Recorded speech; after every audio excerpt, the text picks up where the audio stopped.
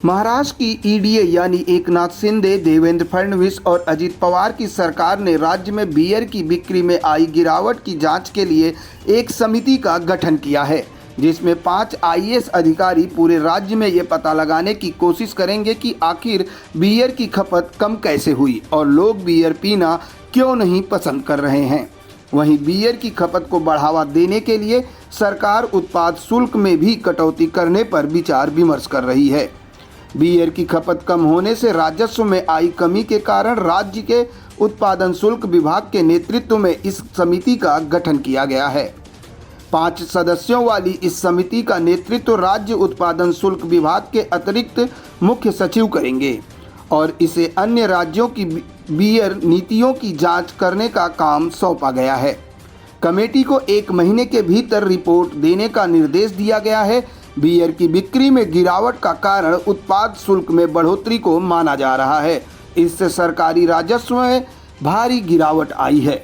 इसके अलावा विदेशी और देसी शराब में अल्कोहल की मात्रा बियर की तुलना में अधिक होती है। शराब की खपत के आधार पर तुलना करने पर बियर पर उत्पाद शुल्क की दर शराब की तुलना में अधिक है। बियर उद्योग के प्रतिनिधियों द्वारा बियर पर उत्पाद शुल्क में कटौती की मांग को लेकर राज्य सरकार से संपर्क करने के बाद महाराष्ट्र सरकार ने इस पर एक अध्ययन समूह का गठन किया है और उन्हें 1 महीने के भीतर रिपोर्ट सौंपने को कहा है। अध्ययन समिति का लक्ष्य मात्र मूल्य के आधार पर बियर के लिए मौजूदा उत्पाद शुल्क दर पर सरकार को सिफारिशें प्रदान करना है। यह बियर की खपत पर पिछली उत्पाद शुल्क दर वृद्धि के प्रभाव की भी जांच करेगा और राजस्व बढ़ाने के लिए सुधारों को सुझाव देगा।